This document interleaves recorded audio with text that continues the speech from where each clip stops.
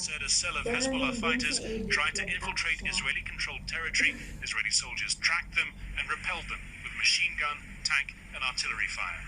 In Tel Aviv, where they'd rushed for security assessments, Israel's dueling prime minister and defense minister put on a rare show of unity.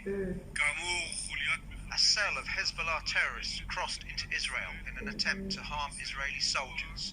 IDF soldiers and officers acted professionally and accurately and prevented a severe incident that could have cost human lives. Israel's prime minister made an explicit reference to the war of 2006 in warning Hezbollah's leader, Hassan Nasrallah, that Israel's armed forces stood ready to respond further. Hezbollah must understand that it is playing with fire. It made a big mistake when it assessed Israel's determination to defend itself, and Lebanon paid a price. Any attack against us will be met with great force. I urge him not to repeat this mistake. Israel has been on heightened alert since an airstrike last week in Syria, attributed to Israel, killed a Hezbollah fighter there. Hezbollah has vowed to avenge any such deaths.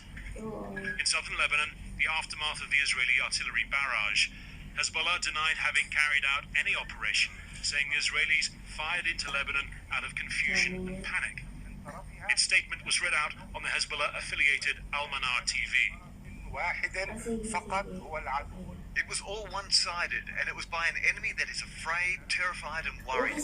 Our response to the martyrdom of our brother, Ali Kamel Mohsen, who died in the Zionist attack in the Damascus airport region, is definitely coming, and the Zionists should be waiting for the punishment of their crimes.